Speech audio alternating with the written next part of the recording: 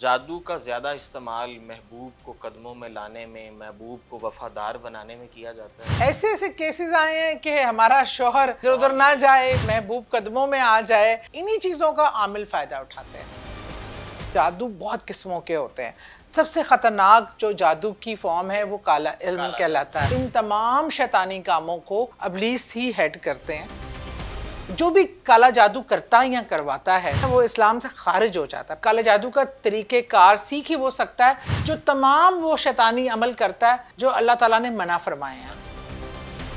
अस्सलाम वालेकुम जी, public news में आपको खुशामदीद कहते हैं। मैं हूँ अरसलान आज़म। जादू जिन्नात की हकीकत क्या है, सोसाइटी में कितने किस्म का जादू किया जा रहा है, काला जादू क्या है और महबूब को कदमों में लाने के लिए किस किस किस्म के जो है वो हथकंडे उनका इस्तेमाल किया जा रहा है, आमिलीन को पैसे दिए जाते हैं, ये तमाम तर बातें आज की इस वीडियो में हमारे साथ मौजूद हैं। सादिया सुहेल राना साहिबा रूहानी मुआलिज हैं, इनसे जानते हैं कि काला जादू जो है वो किस हद तक सोसाइटी में किया जा रहा है। बहुत शुक्रिया अरसलान। अच्छा, ये ऐसा सब्जेक्ट है कि ऐसे से पहले तो मैं सियासत पे ही बात करती होती थी, अब मेरे आजकल इसी हवाले से गुफ्तगू हो रही है। और अल्लाह की बेशक ये सारी मखलूक़ात अल्लाह की हैं, अल्लाह की बनाई हुई हैं और इनका वजूद मौजूद है, क्योंकि जिसका जिक्र कुरान पाक में आ गया, जन्नात का जिक्र है और क्या कहते हैं जादू का जिक्र है। रसूल करीम सल्लल्लाहु अलैहि वसल्लम पे जादू किया गया और उसका इलाज भी कुरान में मौजूद है। इसलिए जन्नात बहुत किस्म की अल्लाह की मखलूक़ात हैं। जन्नात हैं जिन्हें हम अफरीत कहलाते हैं। एक चीज़ अफरीत वो भी मौजूद है, बला की सूरत में भी होती हैं, परियां भी होती हैं और अल्लाह की मखलूक है। किसी किस्म की हमारी तो अक्ल और इल्म इस मामले में अरसलान इतना कि महदूद है कि हम तो अभी तक बस 4-5 स्टोरियों तक ही महदूद हैं। लेकिन असल में ये अल्लाह की कायनात और अल्लाह के राज ऐसे हैं कि हम इनकी ढूंढने लग जाएं तो हमें और हम दावा भी नहीं कर सकते कि हम सब जानते हैं। हम बहुत मामूली सा जानते हैं इनके मुतालिक, जितना वो अल्लाह ताला हमें जानना चलवाता है कि बस इनको इतना ही पता चले तो काफ़ी है।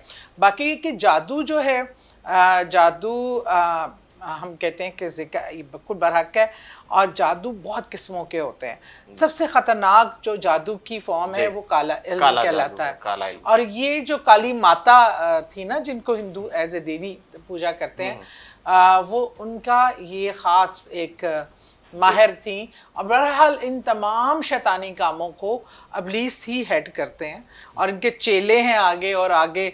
जो भी काला जादू करता या करवाता है वो इस्लाम में तब उसका दाखला वो कहते नहीं है, वो इस्लाम से खारिज हो जाता है प्रैक्टिकली, क्योंकि इसको करने और करवाने के लिए करवाने वाला मतलब किसी का नुकसान कर रहा है, अपने दूसरे मुसलमान या किसी भी गैर मज़हब भी हो उसका इंसानियत को डैमेज करने वाला, अल्लाह के लिस्ट से खुदा को नुकसान देने वाला।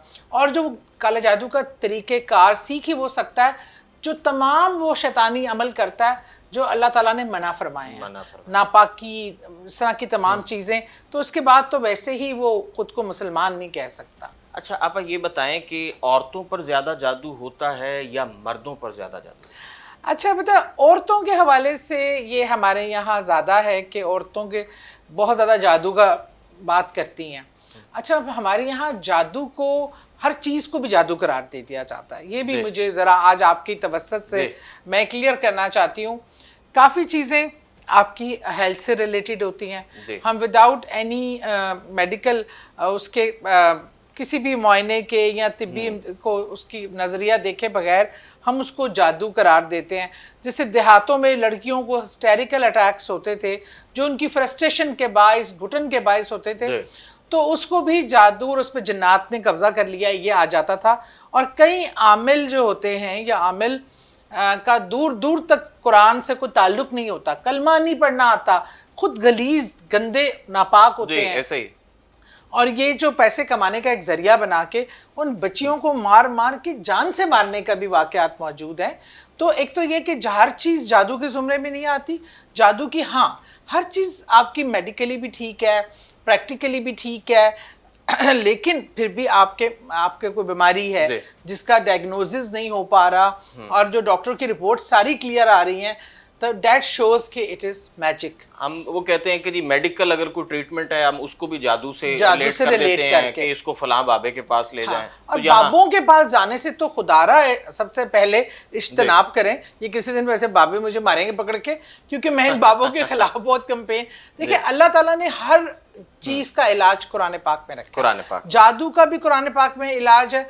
अगर रसूल करीम सल्लल्लाहु अलैहि वसल्लम कुरान पाक की आयात जो उन्होंने आपको बता दी हैं वाज़िया तौर पे, आप सूरह बकरा की पहली 4 आयतें, सूरह बकरा की आखिरी 3 आयतें, तीनों कुल सूरह इखलास, सूरह नास, सूरह फलक और आयतुल कुर्सी, इन चीज़ों का बेहतरीन तोड़ है। और अगर हम इन चीज़ों से अल्लाह के नाम से सूरह जिन्नात को हैंडल करने के लिए, तो इसमें आप देखें जो अहले इल्म है, जो कुरान का इल्म जानते हैं और उसी इल्म से ट्रीटमेंट करते हैं, उसके बाद जाएं। अच्छा, हंडिया चढ़ाना ये क्या है? हंडिया चढ़ाना, हांडी चढ़ाना जिसको बोलते हैं, हंडिया चढ़ाना तो मुझे लग रहा है जैसे मैंने अभी आलू गोश्त की हंडिया चढ़ाई है। हांडी चढ़ाना, करेले गोश्त पकाए हैं। मैं दोबारा पूछ लेता हूं, जरा वो फूड की तरफ रुझान खाने की तरफ ज्यादा। अच्छा, हांडी चढ़ाना, अल्लाह ताला माफ फरमाए, ये सबसे गंदा काले जादू का इल्म है जिसमें किसी की जान लेनी जब वो हो, आपको मताए नजर हो, और उसमें जान तो जिंदगी मौत का मालिक अल्लाह है, ये हमारा ईमान है। लेकिन ऐसे लोग जो कत्ल कर देते हैं, खुदकशी कर लेते हैं, जादू के थ्रू ऐसे हालात पैदा कर देते हैं, ये फिर वो उसके आगे अल्लाह के आगे वो जवाबदेह हो जाते हैं इस चीज़ के। तो आपने जब उसकी हांडी चढ़ जाती है ना, उस बंदे का सर्वाइवल अगर कोई बहुत ही साहिब इल्म इंसान उसका ना करे तो उसका बचना बहुत मुश्किल होता है। अच्छा, उसका फिर जो है कोई इलाज भी मुमकिन है? देखिए, बर वक्त पता चल जाए और कोई आगे आपके साहिब इल्म इंसान हो जो इतना नॉलेज रखता हो, क्योंकि ये काले जादू की आखिरी वो इक्तिदाम होता है, स्टेज है, जो आखिरी स्टेज जो खत्म करने के लिए आती है इंसान। ये मोस्टली लोगों को मारने के लिए किया। लेकिन हर कोई जादूगर जो बन रहा है अपनी तरफ से इस टाइम, आमिल जो जादू टूने करते हैं, वो ये इल्म जानते भी नहीं है।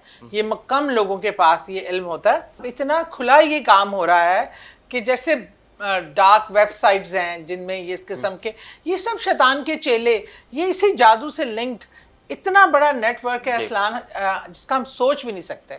अच्छा, ये बताएं कि आपने किसी ऐसे शख्स या किसी खातून का इलाज किया हो और उन्हीं जिन्नात ने आप पर कभी हमला कर दिया हो, ऐसा भी कुछ होता है?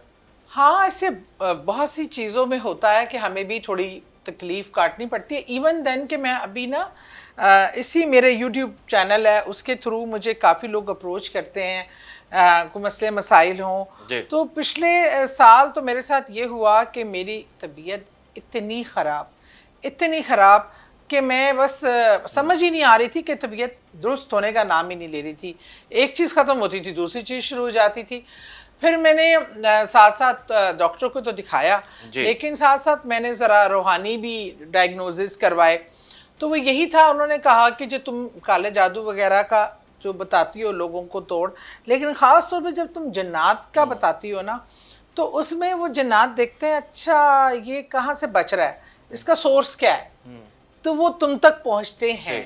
फिर वो इसकी वजह से तुम्हारी तबीयत की ख़राबी और ये तुम्हारे लिए प्रॉब्लम होना, ये इस वजह से वो मुझे कह रहे थे कि तुम मेरा जन्नात वाले मामले पे हाथ होला ही रखो और कोशिश, अब कुरान पाक से फिर अपना भी मैं हिसार करती रहती हूँ ताकि जो मेरे पे अटैक हो रहा है साथ साथ आप करती रहती हैं ताकि पैरेलल।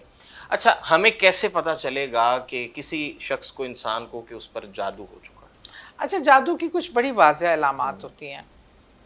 अगर आपको मेडिकली कोई इशू नहीं है, लेकिन उसमें आपका वजन का गिरना, अचानक आपकी रंगत का स्याह पड़ जाना, आपके जिस्म पे सुस्ती होना, नकाहत होना, आपका मतलब अगर जैसे कुरानी आयात लगी हैं, कोई नमाज पढ़ रहा है, तो आपको ना एक उलझन और एक नाउज़बिल्ला आपको ऐसी फीलिंग होती है, उकताहट महसूस होना।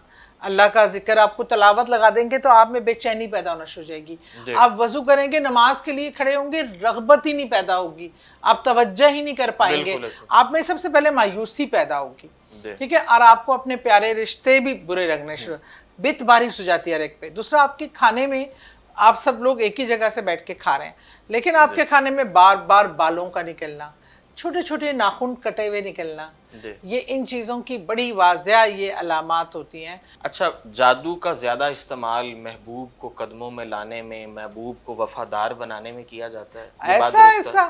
ऐसे ऐसे केसेस आए हैं कि हमारा शौहर के लिए भी कि इधर शौहर उधर के ना लिए। जाए हाँ। और महबूब कदमों में आ जाए, ये तो लोगों की, या फिर पैसा एकदम से कहीं से मिल जाए और लॉटरी निकल आए और बस बक्से खोलें तो पैसे निकल आए पैसे बीच निकल में आए। से। इस तरह की चीज़ों के लिए लोग बहुत अच्छा इन्हीं चीज़ों का आमिल फ़ायदा उठाते हैं।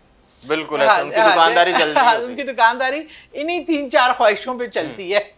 लेकिन है कि इसका इलाज रूहानी तौर पे भी हो सकता है। मतलब आपको अगर किसी से शादी के ख्वाहिशमंद हैं दोनों तरफ और आप अच्छा एफर्ट करना चाहते हैं तो उसके वज़ाइफ मैंने अपने यूट्यूब पे बहुत बताए हुए हैं। अच्छा, जाते जाते ये बता दीजिए कि एक मैसेज आप देना चाहें जो हमारे देखने वाले हैं, जो ब्लैक मैजिक का इस्तेमाल करते हैं और कहीं ना कहीं इससे बिगाड़ भी पैदा होता है, घरों में बिगाड़ पैदा। ये होता ही बिगाड़ के लिए जी। है। देखिए मैं आपको एक बात, जो अल्लाह ना करे इस काम में करते हैं, जो करवाते हैं, और देखिए सबसे बड़ी दुश्मन आपकी हसद और जलन है दूसरे के लिए। जी। और ये आपको सबसे पहले ईमान ख़त्म करती है, बिल्कुल। आपके दिल से अल्लाह की मोहब्बत को निकालती है, बेदीन हो जाता है बंदा। एक मुख्तसर सी जिंदगी के लिए।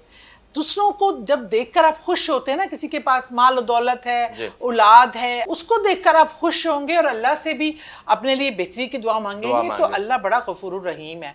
इन चीज़ों का सहारा आप दुनिया भी ख़राब करते हैं, आखिरत भी ख़राब करते हैं। किसी इंसान को आप टेम्परेरी तकलीफ तो पहुँचा सकते हैं, लेकिन हर चीज़ का अख्तियार अल्लाह के पास है। अल्लाह बड़ा है, बहुत बड़ा है। अल्लाह मारने वाले से बचाने वाला बहुत बड़ा बैठा है। बहुत शुक्रिया जी। सादिया सुहेल राना साहिबा हमारे साथ मौजूद हैं, रूहानी मुआलिज हैं। बहुत अच्छी गुफ्तगू हुई, सेरासत गुफ्तगू हुई। मज़ीद इसी तरह का कंटेंट लेकर आपकी खिदमत में हाजिर होते रहेंगे। यहीं पर अपने मेज़बान अरसलान आज़म को इजाज़त दें। अल्लाह निगहबान।